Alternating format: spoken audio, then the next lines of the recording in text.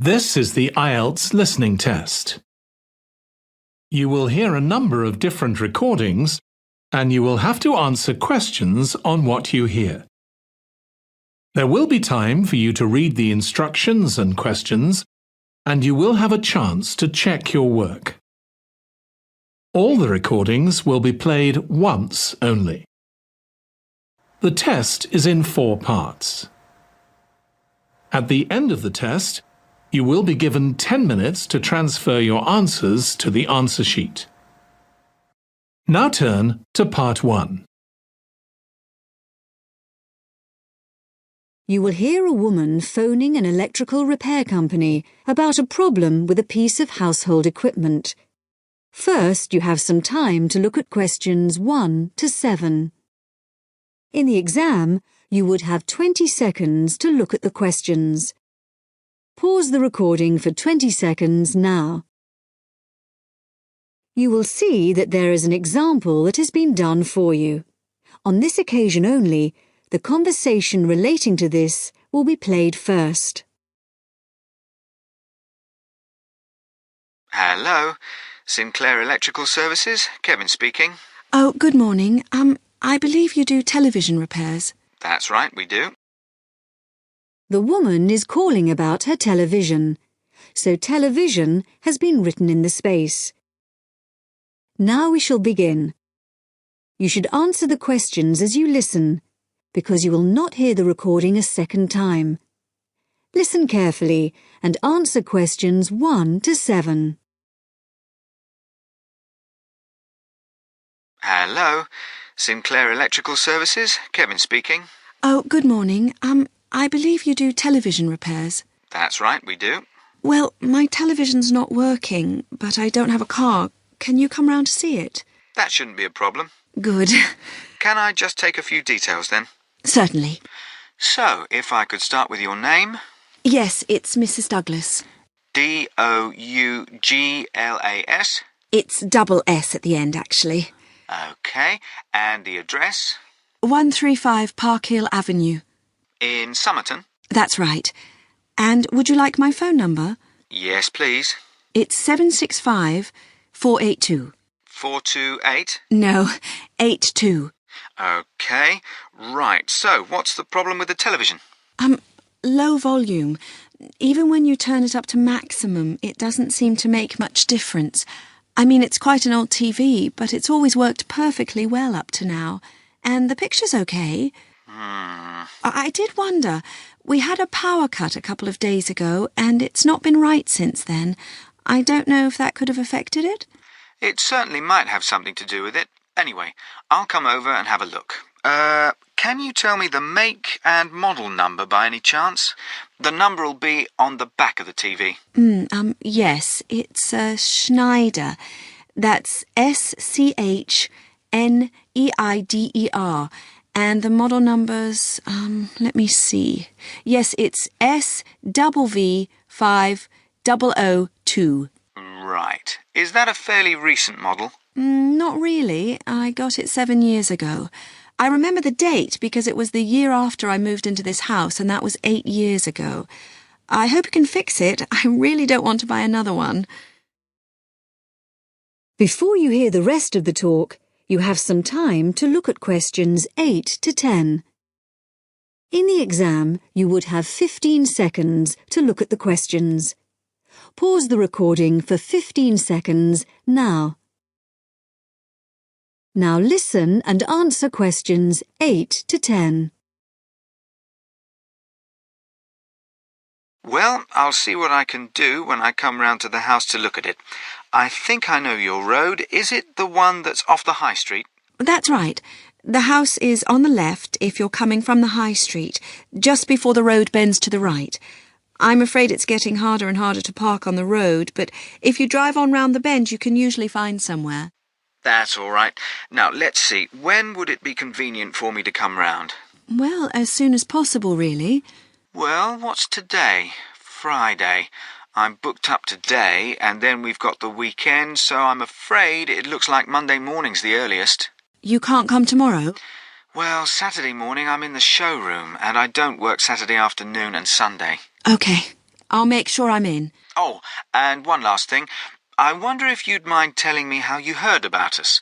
We've just opened a new web page, and we're interested to see how effective it is. No, I actually heard about you from the woman next door. She couldn't remember your number, but I looked it up in the phone book. Oh, right. It's always the best advertising, word of mouth. Right, OK. Thank you, Mrs. Douglas. Thank you. Goodbye. That is the end of part 1.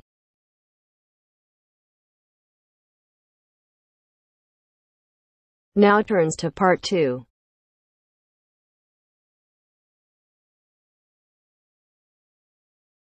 You will hear a speech given by a man called George Dyson about Northfield Sports Complex.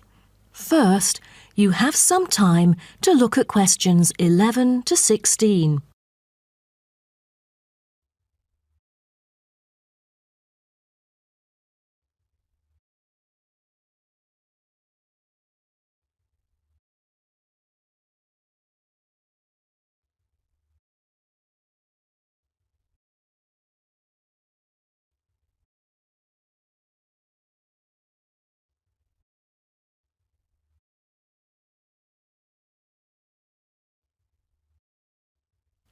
Now listen carefully and answer questions 11 to 16. On behalf of Northfield Sports Complex, I'd like to extend our warmest welcome to you all here this evening. I'm George Dyson, founder of Northfield Sports Complex. I am giving this speech today to celebrate a special occasion. We started the business exactly a decade ago, and today we have developed into a large firm with a sizable group of members. We've also been nominated the most valuable company by Greentown at the Yearly Business Awards, which will be held next week. As experienced and qualified reporters, you are invited here to experience and witness this historical moment of Northfield Sports Complex together with us. Situated within the campus of Greentown University, Northfield Sports Complex is a modern, refreshing, and fully equipped facility for sports of all kinds. As part of its commitment to the local community, Northfield Sports Complex is available not only to school children, but also to local residents. It offers a wide range of facilities including a 25-metre swimming pool, paved walking and jogging paths, a well-equipped fitness gym, all-weather pitches, indoor courts for table tennis, tennis and other sports, as well as a renowned skating rink. Different age groups can all find the right sports to participate in. That's why local residents enjoy working out here. As a result, natives here are healthier than most of the people within our nation. The whole town is very proud of having nurtured 2 world champions who were once both trained right here in our skating rink. Thus, it has become the ideal venue to learn to skate and have fun. But what I take pride in most of all is the skating rink that has stirred the interest of boys and girls here in local schools to skate. Since opening, an increasing number of pupils have been paying regular visits to the skating rink. A new yoga classroom with trainers will be open next month for mothers with babies. They can bring their own yoga mat and work out together with their babies. This will be a great way for them to get healthy and meet other mums. There will also be a brand new gym open to the pensioners in the near future. Just this month, a new swimming pool is open to all fitness levels with special offers for those without a job. Our complex is open daily from 8 a.m. to 9 p.m, except on Thanksgiving and Christmas. We intend to extend our business in the coming year. A list of equipment will be put up for sale, ranging from exercising equipment like cardio machines to sports recovery and injury prevention facilities. Within our complex, we try our best to avoid injuries of any kind. We train knowledgeable staff to guide our clients through correct workout regimens. For those who want to further ensure workout safety, they are welcome to apply to be a member of our standing committee. They are responsible for revising the safety guidelines and supervising its enforcement. Before you hear the rest of the talk, you have some time to look at questions 17 to 20.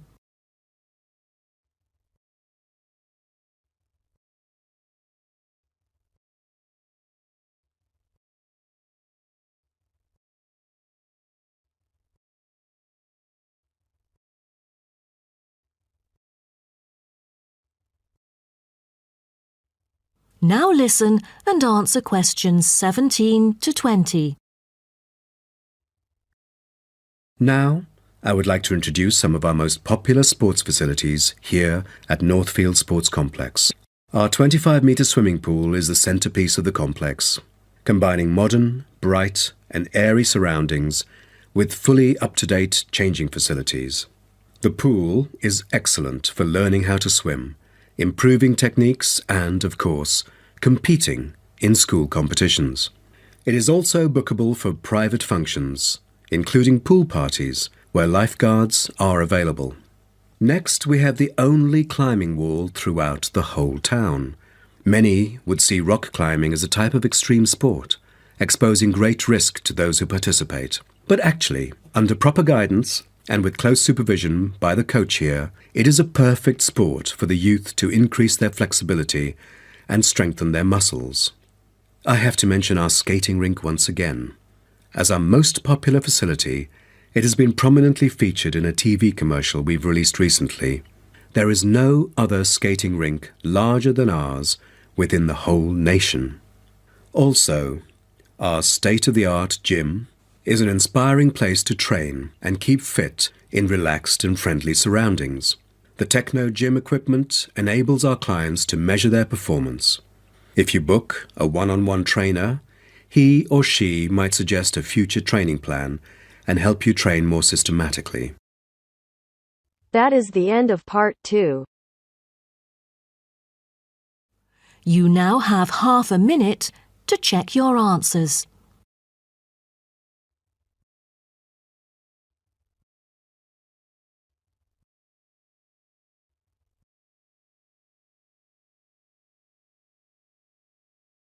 Now turns to part 3.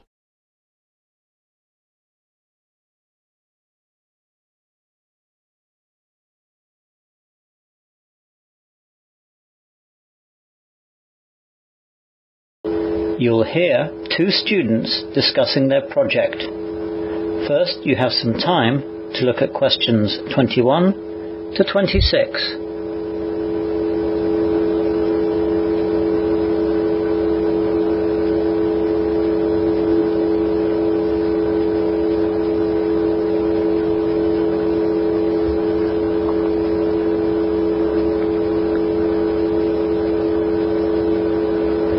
Now listen carefully and answer questions 21 to 26. Well, Fred, thanks for coming over to my room. Oh, that's okay. I had a lecture near here this morning, so it was easy to come over. We've got to get on with this North Sea oil project anyway. So, did you manage to do any of the things that we decided last week? Most of the things. I got all the books from the library and saw Mr. Peters about the research. He told me the names of some good sites on the internet where I could find lots of information about the North Sea oil industry safety issues. He's a great tutor, isn't he? Yes, he is. So I checked out the sites and made some notes. What about you? Did you get the information on the background and history of the North Sea oil industry? Yeah, there were loads of information and I've made notes too. I think I've got it all covered. So let me tell you what I found out. I'll run the ideas past you and you can tell me if it's okay. Good idea. So, as you know, the North Sea lies to the east and northeast of England and Scotland. Apparently, the North Sea was long dismissed as a potential source of oil or gas, but over the last 4 decades, it has become the centre of one of the world's most productive energy industries. Gas was actually first found in quantity in the Groningen area of the Netherlands in 1959. This was followed by the first British discovery of gas in the West Sole field, off the coast of East Anglia, by the BP drilling rig Seagem late in 1965. Actually, the first accident was on that rig too. Anyway, sorry. Go on, Judith. The British oil and gas industry in the southern North Sea grew rapidly in the early years. The deepening economic crisis in the UK meant that there was enormous pressure on the industry to get gas and later oil flowing. As exploration and investment moved further north, it became clear that there was oil to be found in great quantities. Discoveries of oil grew in number as more companies, British, European and American, took out leases on sectors of the North Sea. During the 1990s, like the rest of the world, the North Sea industry was badly affected by the global price fluctuations. Nevertheless, production grew and peaked around 2000-2001. Now, the North Sea is regarded as a mature province on a slow decline. That's about it for now. I'll put more detail into it when we do the presentation. You know, statistics and all that. You now have some time to look at questions 27 to 30.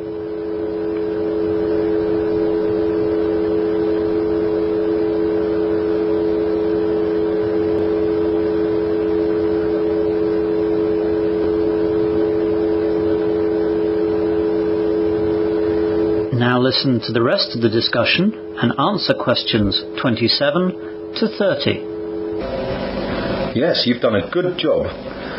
Shall I do the same then? It's not as long as yours. Go ahead. OK then. As I said earlier, the first industrial accident related to the industry in the North Sea happened only days after they discovered the first gas. The Sea Gem capsized with the loss of 13 lives. There are regular accidents on all oil rigs around the world, but the North Sea is just such a harsh environment that there always seems to be more there.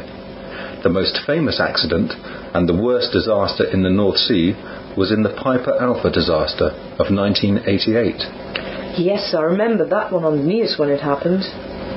Today, the industry is very safety conscious.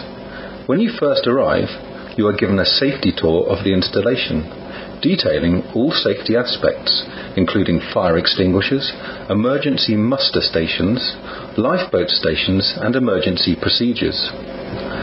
You will be introduced to the rig safety program. Everyone attends weekly safety meetings and daily pre-tour meetings.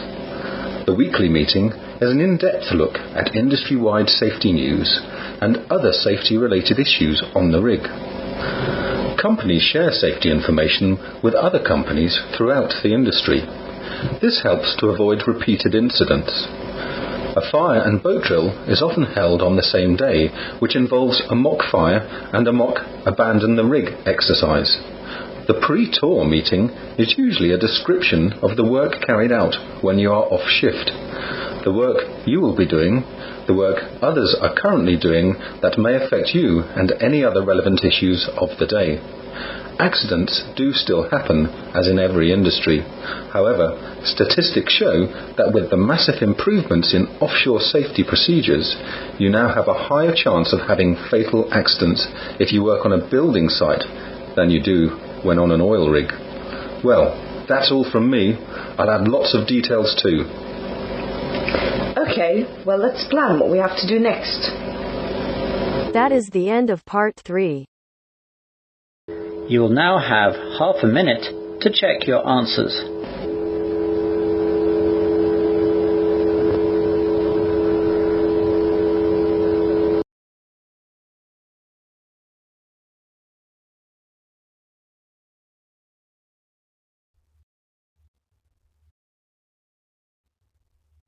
Now turns to part 4. You will hear part of a lecture about urban migration. First, you have some time to look at questions 31 to 40.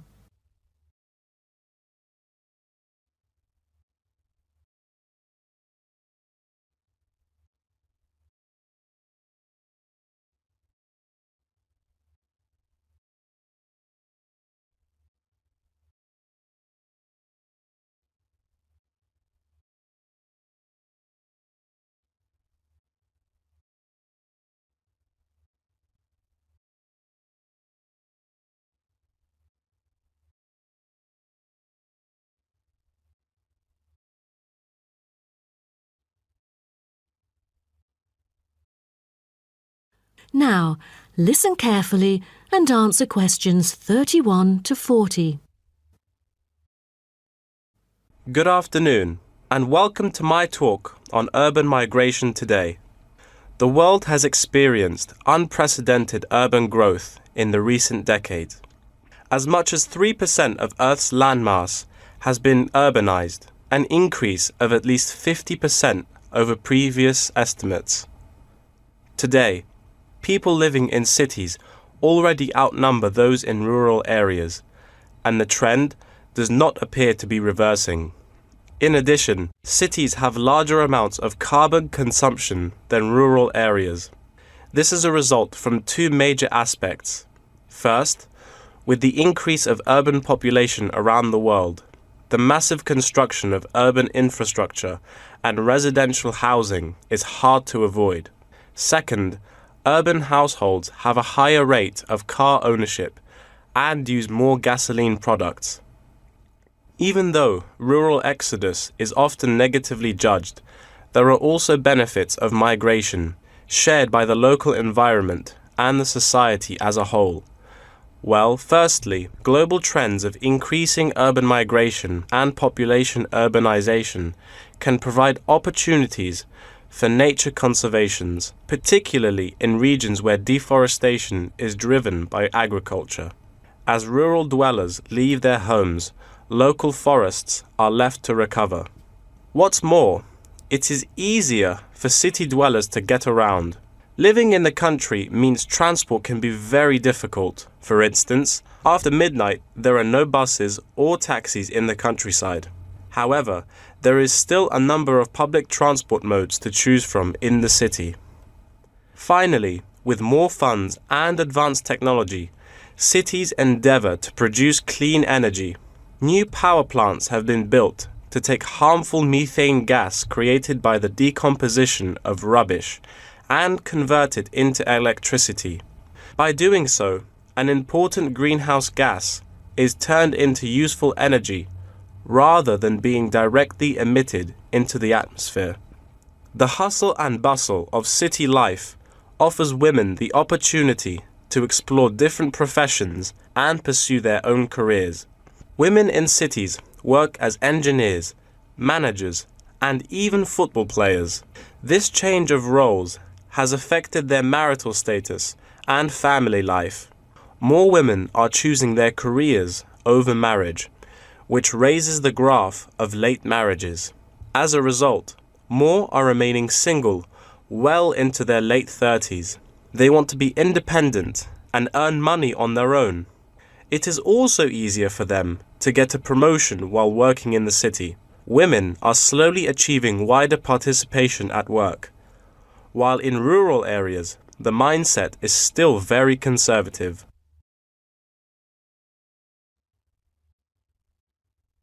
However, cities also change the way that humans interact with each other and the environment, often causing multiple problems. In general, urban wages are significantly higher, so moving to the city is an opportunity to earn what was impossible in rural areas.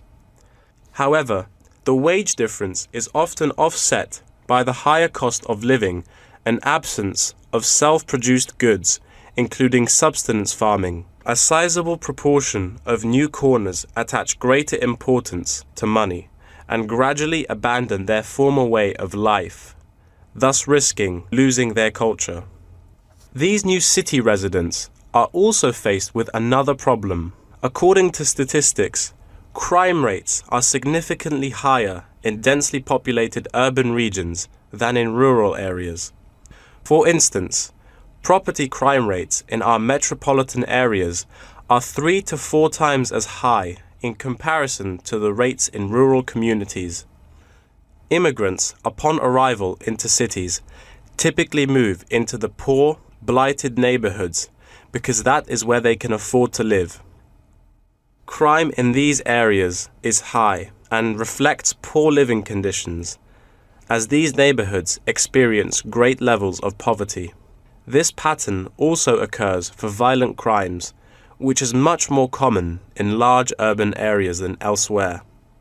In addition, traffic congestion and industrial manufacturing are prominent features of the urban landscape, which take their toll on the natural environment and those who depend on it.